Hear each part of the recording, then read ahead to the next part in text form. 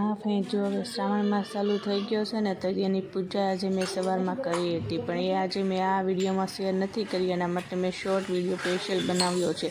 તમે જોવા માગતા હોય કે મેં શિવ પૂજા કઈ રીતના કરી છે, તો તમે મારી શોર્ટ વિડીયોમાં મારી ચેનલમાં જઈને જોઈ શકો છો. તો જો આજે શિવ પૂજા થઈ ગઈ હતી, પછી બધી વસ્તુ મેં ગોઠવી દીધી. હાય ફ્રેન્ડ, જય શ્રી કૃષ્ણ. કેમ છો બધા? મજામાં? અને સ્વાગત છે તમારું નીલમ ધડક બ્લોગમાં. અને હું છું નીલમ. અને આજે હું બહુ ખુશ છું ને એક્સાઇટમેન્ટ પણ બહુ છું, કેમ કે ઘણા દિવસોથી આપણે વાટ જોતા હતા શ્રાવણ માસની, અને ફાઇનલી આજે શ્રાવણ માસ ચાલુ થઈ ગયો છે. તો તમને બધાને મારા તરફથી શ્રાવણ માસની હાર્દિક શુભકામના, અને ભગવાનને ઈશ્વરને પ્રાર્થના કરીશ કે તમે બધાય સ્વસ્થ રહો, સુરક્ષિત રહો, તન મન ધનથી. તો ફાઇનલી ફ્રેન્ડ, જો આજે આપણે શિવ પૂજા કરી હતી, તો શિવ પૂજાનો મેં તમારી સાથે શેર નથી કરી. એના માટે મેં શોર્ટ વિડીયો બનાવ્યો છે ઓલમોસ્ટ, અને મારી ચેનલમાં મેં અપલોડ પણ કરી દીધો છે. તમે શિવ પૂજા જોવા માંગતા હોય કે આજે મેં શિવ પૂજા કઈ રીતના કરી હતી, તો તમે મારા શોર્ટ વિડીયો મારી ચેનલમાં જઈને જોઈ શકો છો.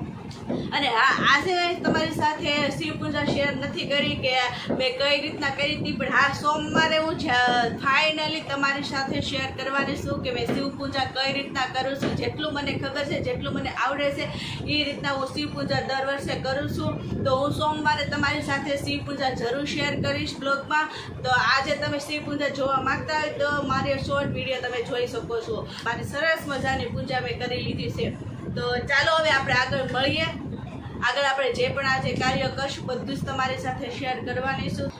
તો જો ફ્રેન્ડ, આજે મેં ચંદન અને કંકુથી ચાંદલો પણ કર્યો છે, અને આજે જો આવી રીતના ડ્રેસ પહેર્યો છે. ચાલો તમે ફાઇનલ લુક. તો જો ફ્રેન્ડ્સ, આપણે આજે સિમ્પલ રેડી થયા છીએ, બહુ એવી રેડી નથી થયા. અને આ છે મારો ફાઇનલ લુક. આજે મેં ડ્રેસ પહેર્યો છે, અને આવી રીતના હું રેડી થઈશું. તો આપણે સરસ મજાની સેવા પૂજા પણ ભગવાનની કરી લીધી છે, અને હવે આપણે ઘરનું જેમાં થોડું ઘણું કામ બાકી છે એ પણ આપણે કમ્પ્લીટ કરી દેવી. તો ચાલો.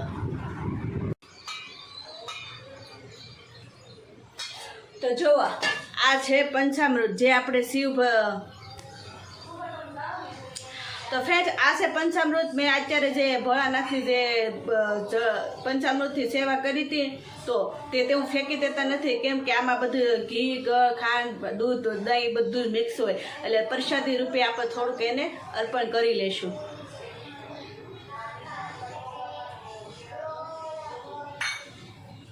કેમ કે ભગવાનની જે આપણે જ્યારે સેવા પૂજા કરતા હોય, એનું જે આપણે પંચામૃત હોય, જે પણ આપણે ફેંકી ના દેવું જોઈએ, એને આપણે અર્પણ કરી લેવું જોઈએ. એટલે પ્રસાદી રૂપિયા જે મેં પંચામૃત છે તે અર્પણ કરી લીધું છે. અને જો આ બધા ભગવાનના કપડાં છે. આજે મેં મંદિર પણ સાફ કર્યું હતું સવારમાં, અને શિવ પૂજા પણ કરી હતી. અને આ જો થોડા ઘણા ભગવાનના વસ્ત્રો છે એ આપણે સારી રીતના ધોઈ અને પછી સૂકવી દેશું. અને ચાલો હવે આગળ મળતા રહેશું. હું જે પણ કાર્ય કરીશ તમારી સાથે શેર કરીશ. તો ફ્રેન્ડ, શરૂઆત તો પહેલાં મેં જે ભગવાનના જે બધા વસ્ત્રો હતા, આસન હતા, અને જે પણ કંઈ ભગવાનના કપડાં હતા ને, એ જ પહેલાં મેં ધોવાની શરૂઆત કરી. અને હું જો ભગવાનના કપડાં છે ને, આસન ને બધી રસોડા પર જ ધોઉં છું, બીજી ક્યાંય ધોતી નથી. કેમ કે રસોડો તો ને પવિત્ર જગ્યા કહેવાય અને શુદ્ધ જગ્યા કહેવાય, એટલા માટે ભગવાનના વસ્ત્રો હું હંમેશા રસોડા ઉપર રાખીને જ ધોઉં છું. તો જો આવી રીતના બધા ભગવાનના વસ્ત્રો ધોવાઈ ગયા, પછી થોડા ઘણા જે વાસણ પૂજામાં યુઝ કર્યા હતા તેને પણ મેં આવી રીતના ધોઈ નાખ્યા. કેમ કે સવારમાં થોડું ઘણું કામ બાકી રહી ગયું હતું, અને પૂજા કરવાનું ચાલુ થઈ ગયું હતું, એટલે પહેલાં પૂજા કરી નાખી, અને પછી થોડું ઘણું કામ વધ્યું હતું એ બધું કરી નાખ્યું આવી રીતના. પછી વાસણ સરસ સાફ કરીને મૂકી દીધા, અને પછી મેં સરસનું પ્લેટફોર્મ પણ સાફ કરી નાખ્યો, અને થોડા સવારના જે વાસણ હતા એ પણ મેં જો આવી રીતના ગોઠવી દીધા. તો સવારનું કામ મારે થોડું ઘણું બાકી હતું, એવી રીતના કમ્પ્લીટ કરી નાખ્યું. અને પછી જો કચરા પણ કાઢવાના બાકી રહી ગયા, કેમ કે પહેલાં તો મેં કચરા કાઢી નાખ્યા હતા, પણ પૂજા કરી થોડું ઘણું વેરાણું હોય, એટલે તરત ફરી પાછા કચરા પોતા કરી નાખ્યા. ત્યાં જો મારો સ્નેહ પણ આવી ગયો, અને સ્નેહ ટ્યુશનમાં ગયો તો તે પણ ઘરે આવી ગયો આજે. અને પછી જો મેં રસોઈ બનાવી નાખી હતી, અને આજે ભગવાનને માટે થાળી તૈયાર કરી દીધી હતી, કૃષ્ણ ભગવાન માટે. અને આજે ભોળાનાથને પણ આપણે થાળી અર્પણ કરશું. તો આવી રીતના મારી થાળી પણ કમ્પ્લીટ કરી દીધી મેં. ફ્રેન્ડ્સ, આપણે બપોરનું જમવાનું તૈયાર થઈ ગયું છે. આજે સિમ્પલ જ બનાવીશું, કેમ કે સવારે પૂજા કરી હતી, બહુ મોડું થઈ ગયું હતું, એટલે બીજું કંઈ બનાવવાનું સમય નહોતો. અને ત્યાં અમે લોકો શ્રાવણ મહિનો નથી રહેતા, એટલે ફરાળ પણ નથી કરતા. એટલે હવે આપણે સોમવાર રહેશું ત્યારે ફરાળ કરવાના છે. તો ચાલો હવે આપણે ભગવાનને ધરી દઈશું. કાનાજીને અને ભોળાનાથની સરસ મજાની ડીશ તૈયાર કરી લીધી છે. તો ચાલો હવે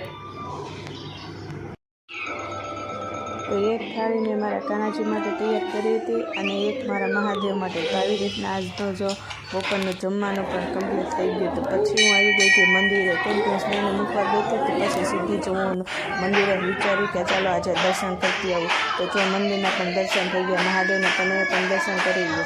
અને પછી જો ત્યાં આરતીનો સમય થઈ ગયો હતો તો હું આરતીમાં પણ રોકાઈ ગઈ હતી અને પછી આરતી કરીને જ ઘરે આવી.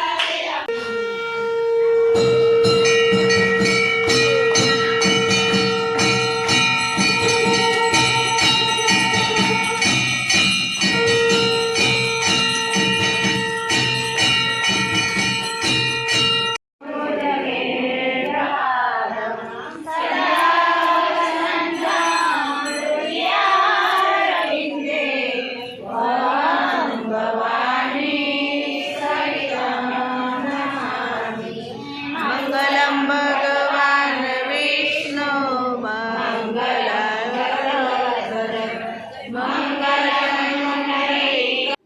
તો ફ્રેન્ડ જો હવે મારે દર્શન પણ થઈ ગયા, મંદિરે આવી હતી મહાદેવના અને આરતી પણ સરસ મજાની થઈ ગઈ અને હવે હું ઘર તરફ જઈશ. તો ફાઇનલી ફ્રેન્ડ જો હવે મંદિરેથી ઘરે આવી ગયા છે. એવી સરસ મજાના દર્શન પણ કરી લીધા મંદિરે અને આજની શિવ પૂજા પણ કરી લીધી. અને આવી રીતના જો આજનો આપણો ટાઈમ અને દિવસ ગયો છે. તો તમને આજનો આ વિડીયો કેવો લાગ્યો ફ્રેન્ડ્સ મને કોમેન્ટમાં જરૂર કહેજો. વિડીયો પસંદ આવે તો લાઈક કરજો, શેર કરજો, કોમેન્ટ કરજો અને મારી ચેનલમાં નવા હોય તો સબસ્ક્રાઈબ કરી લેજો. ચાલો ફરી પાછા મળશું નવા વિડીયો સાથે, નવી ઉમંગ અને નવા દિવસો સાથે. ચાલો ફરી પાછા મળશું. બાય.